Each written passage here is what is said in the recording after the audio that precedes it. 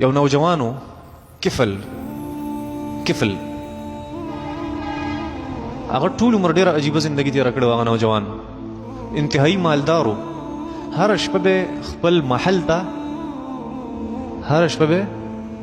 محل ته دومره سره زر سپین زر به خرج کړو چې څومره ښکلې جینۍ به هغه به هره شپه راوسته د خپل ځان خواله، هره شپه نوې بیا یو جینۍ راله یو شپه او چې د دروازې بندې کړې هغه په ژړا شو. هغه ته ولې ژاړې؟ وایي زه بدکاره زنانه نه یم، خو زما په خېټه کې روټۍ نشته، زما بچي وږي تږي دي، نه زه د هغې د وجې راغلی یم او تا ته مې خپل تن کېښودو.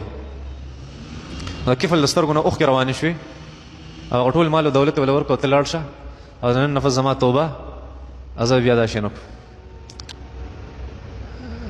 هسې عجیبه قسمت یې ځینو خلکو په دغه شپه باندې کفل وفات شو. خلکو ته پته ولګېده، هېڅ څوک یې خواله نه راتله، رشته داران، ګاونډیان، کلیوال. الله جل شانو حضرت موسی علیه السلام ته وفرمایل لاړ شه د کفل جنازه ته په خپله باندې وکړه، د کفل جنازه په خپله باندې وکړه، ځکه ان الله سبحانه وتعالی قد غفر للکفل، الله جل شانو کفل معاف کړی دی. بس داسې مضبوطه توبې ایستې ده، حالانکې د هغه کردار خلکو ته معلوم و، د هغه اعمال خلکو ته معلوم و، هېڅ څوک یې خواله نه راتله. الله حضرت موسی علیه السلام ته وفرمایل لاړ شه دې جنازه وکړه، نه دی راضي شو. داسې عجیبه د الله جل شانه مهرباني، داسې توبه قبلونکې ذات، ته به حیران شي. یا رب ان عظمت ذنوبي کثرة فلقد علمت بأن عفوك اعظم. ابو النواس شاعر ویلي یا الله که زما ګناهونه ډېر زیات دي خو ستا د رحم نه خو سوا نه دي که نه. یو طرف ته ستا رحم دی، بل طرف ته زما ګناه ده، زما ګناهونه خو ستا د رحم نه سوا نه شي کېدی.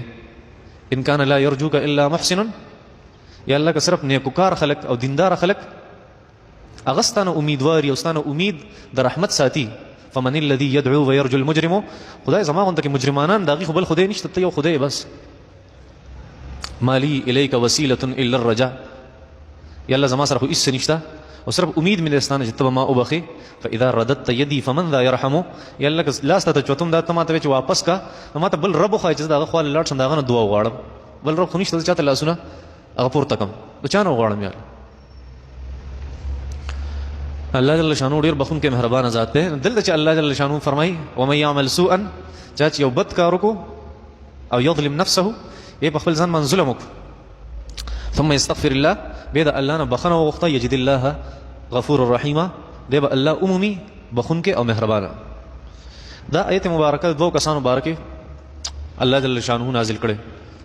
مفسرین حضرات فرمایي یا هغه مخکینی انسان کم چې غلا کړی و او بیا په یو یهودي باندې ورړوله، هغه ځان نه خبر نو او په هغه باندې غلا ورړوله، نو الله جل شانو فرمایل چې دا کم انسان طعما د غلا کړې ده د خپل ګناه ده او بل ته نقصان رسولی چې بل باندې بهتان لګولی دی، دا دویمه ګناه.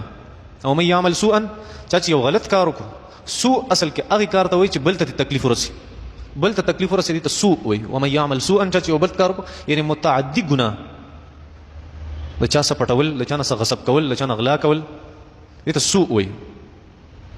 دا متعدي الله جل شانو او ګناه ذکر کوي. او یظلم نفسه، دا الله جل شانو اللازمي ګناه ذکر کوي چې کومه متعدي نه ده، یعنی بل ته نقصان رسو. ومن یعمل سوءا، لکه دې سړي غلا کړې وه بل ته نقصان رسول. او یظلم نفسه، یا په خپل ځان باندې ظلم وکړي. دې څه مطلب چې دې سړي په دروغ قسمونه خوړل، ځان یې تباه کو چې ما غلا نه ده کړې، دا دې پلانکي کړې، نو بل ته نقصان رسول دا یعمل سوءا. او یظلم نفسه، په دروغ قسم خوړل دا ځان ته تکلیف ته چې آخرت تباه کوي انسان د خپل ځان. نو من یعمل سوءا، چا چې یو بد کار وکړو، چا چې یو متعدي ګناه وکړه، او یظلم نفسه، یا یو لازمي یعنی متعدی نه یو لازمي ګناه وکړه چې د ذاته پوری، او یظلم نفسه، یا په خپل ځان ظلم وکړو، ثم یستغفر الله، بیا الله جل شانو ته دې توبه وباسي دغه طعمه چې غلا یې کړې ده او اوس په یو یهودي باندې غلا ورړی، نو یجد الله غفور رحیمه، الله جل شانو به د توبه قبول کړي او الله جل شانو بخونکی مهربان دی، معاف پکړي. یا دا